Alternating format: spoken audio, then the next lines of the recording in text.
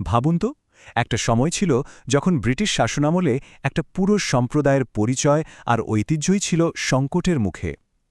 ঠিক সেই পরিস্থিতি থেকেই জন্ম নিয়েছিল উপমহাদেশের অন্যতম প্রভাবশালী একটি ধর্মীয় শিক্ষা প্রতিষ্ঠান, দারুল উলুম হাটহাজারী। চলুন এর পেছনের গল্পটা একটু বিস্তারিতভাবে জেনে আসা যাক। তো এই পুরো গল্পটা বুঝতে হলে আমাদের কয়েকটা ধাপে এগোতে হবে। প্রথমে দেখব সেই সময়কার সংকট আর সম্ভাবনাগুলো কী ছিল।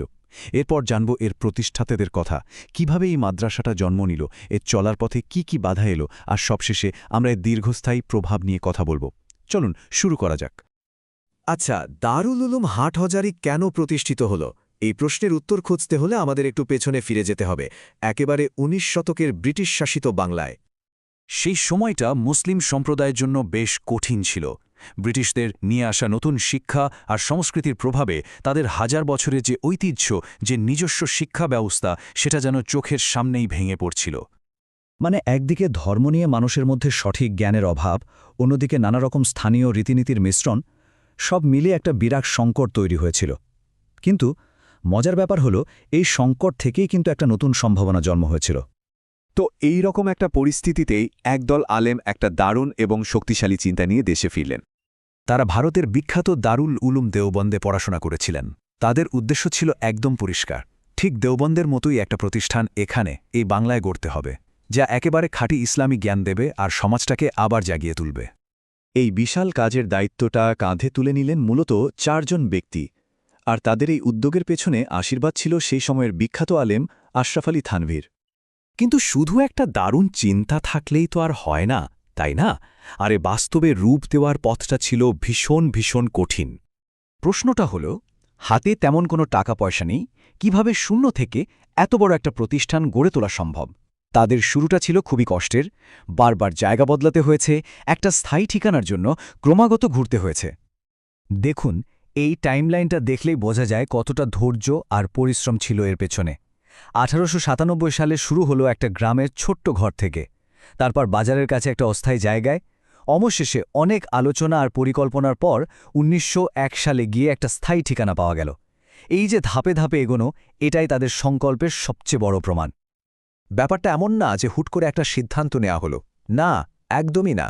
তারা পুরো ১ বছর ধরে প্রতি চান্দ্র মাসের ১৩ তারিখে একসাথে বসতেন, শুধু এটা নিয়ে আলোচনা করার জন্য যে মাদ্রাসাটার ভবিষ্যৎ কী হবে। কি পরিমাণ চিন্তা ভাবনা ছিল এর পেছনে, ভাবা যায়? আর ঠিক তখনই এলো সেই টার্নিং পয়েন্টটা। স্থানীয় একজন মরহুম জমাদারের স্ত্রী আর ছেলেরা কিছু জমি দান করলেন। এই একটা দানই যেন সব বদলে দিল।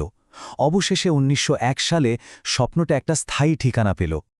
তো ঠিকানা তো পাওয়া গেল, এরপর প্রতিষ্ঠানটা বাড়তে শুরু করল, আর বাড়ল খুব দ্রুত।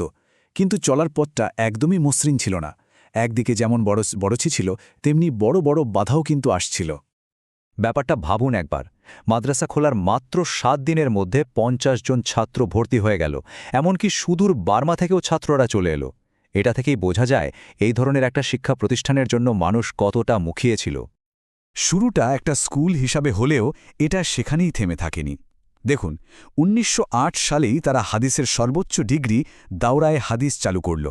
তারপর ফতোয়া বিভাগ খুলল, এমনকি ১৯৫২ সালে নিজেদের পত্রিকাও বের করল। মানে ধীরে ধীরে এটা একটা পূর্ণাঙ্গ বিশ্ববিদ্যালয়ের রূপ নিচ্ছিল। সবচেয়ে বড় ধাক্কাটা আসে ১৯৪১ সালে। ব্রিটিশ সরকার মাদ্রাসাটাই বন্ধ করে দেয়। সেই কঠিন সময়ে শাহ আব্দুল ওয়াহাব আইনি লড়াই করে এটাকে আবার চালু করেন। তার এই অবদান এতটাই বিশাল ছিল যে তাকে এই প্রতিষ্ঠানের দ্বিতীয় প্রতিষ্ঠাতা হিসেবেও স্মরণ করা হয়। তাহলে এত কিছুর পর এই প্রতিষ্ঠানের আসল লিগাসিটা কি? এর প্রভাব কিন্তু শুধু এর নিজের ৪ দেয়ালের মধ্যে সীমাবদ্ধ থাকেনি, বরং ছড়িয়ে পড়েছে বহুদূরে।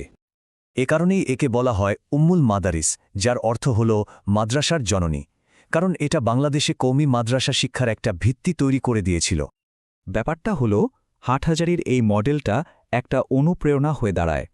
এটাকে দেখেই সারা দেশে হাজার হাজার মাদ্রাসা আর মসজিদ তৈরি হতে থাকে। এখান থেকে পাশ করা আলেমরা সারা বিশ্বে ছড়িয়ে পড়েন। এক কথায় এটা একটা বিশাল শিক্ষা নেটওয়ার্ক তৈরি করে ফেলে। তার মানে দারুল উলুম হাটহাজারী শুধু ইতিহাসে আটকে থাকা কোনো প্রতিষ্ঠান নয়। আজও প্রায় ৮,০০০ ছাত্রছাত্রী নিয়ে এটা বাংলাদেশের সবচেয়ে বড় এবং প্রভাবশালী কওমি মাদ্রাসাগুলোর একটা। 100 বছরেরও বেশি সময় পেরিয়ে গেছে। ঔপনিবেশিক শাসনের বিরুদ্ধে একটা প্রতিক্রিয়া হিসেবে যার জন্ম, সেই প্রতিষ্ঠানটা আজকের দিনে দাঁড়িয়ে বাংলাদেশ আর তার বাইরের ধর্মীয় শিক্ষার ভবিষ্যৎকে কিভাবে প্রভাবিত করতে পারে। এর পুরো যাত্রাটা আমাদের আসলেই ভাবতে শেখায় যে এই পরিবর্তনশীল দুনিয়ায় এ ধরনের প্রতিষ্ঠানের ভূমিকা আসলে কতটা গভীর আর স্থায়ী হতে পারে।